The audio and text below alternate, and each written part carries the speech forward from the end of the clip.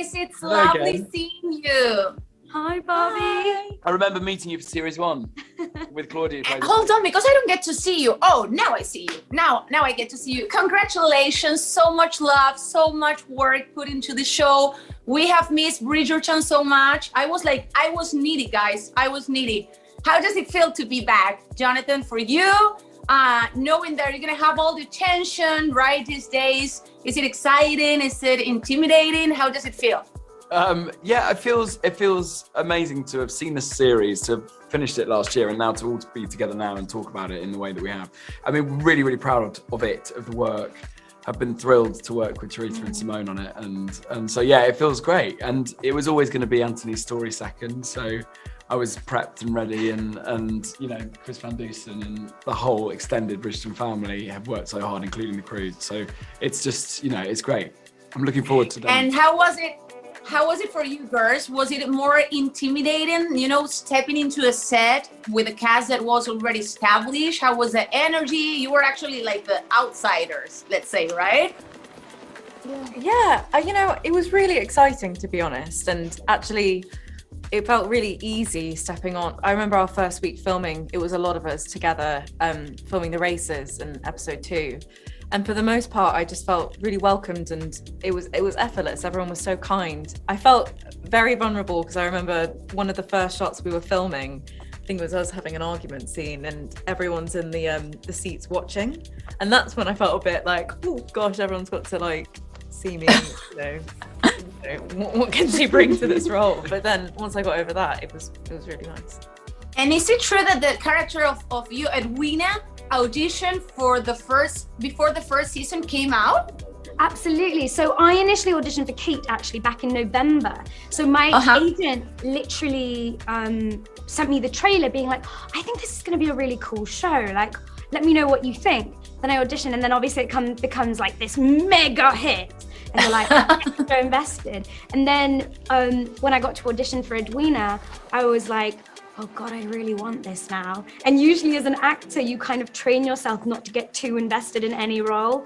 But when it's something as cool and innovative as Bridgerton, you can't help yourself, can you? So you basically got obsessed the same way we did it. Oh, 100%. And I love period dramas. So I was like, I'm in.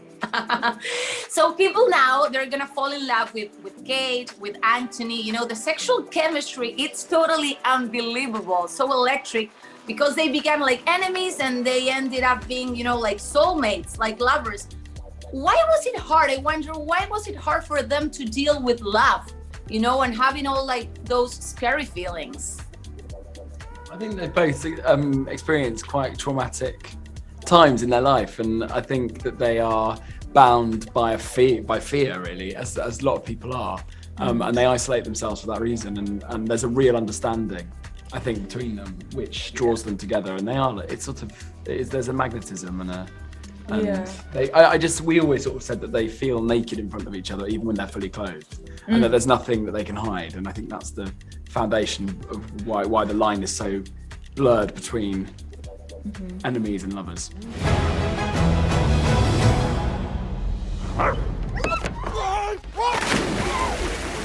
Jonathan, you are now, well, both of you, obviously, you guys are involved in quite a few sex scenes. Now, a lot of clothing ripped off. Was that fun to play? Was it hard? Were any injuries? Any stands? Best time of your life. Yeah, it was a highlight of my absolute life. It was no injuries. No injuries, good. You We just, you know, it's part of, you know, I think that with this love story in particular, which is different to series 1, is that it's so earned, their intimate sexuality, when it happens later on in the series.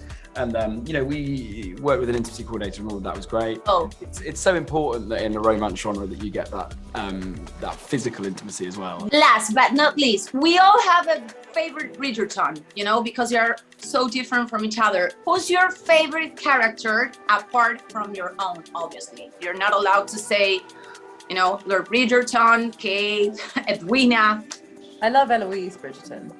I love Eloise. I love her. For the most part, it's Claudia's incredible performance and wittiness that she brings to that role, but also Eloise is just a fab character, and what Chris Van Dusen did with that character is also incredible. So yeah, Eloise. There's a real like Keloise as well, isn't there? Yeah. Oh, we Yeah. never had that one before. Halloween.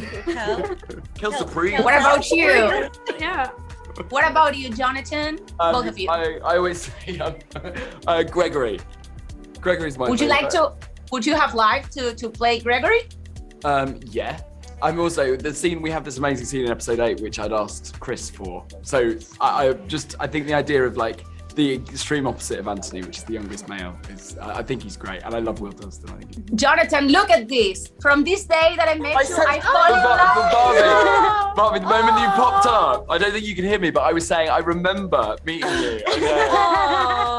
From this very first moment, I totally fall in love with you. You were the first So person. sweet. You were the first person we spoke to, I think. I know. And now it's this way. Thank you so Really much nice. for this time. We just love you in Argentina. It was a smashing success, and I'm sure the second one is going to be even better.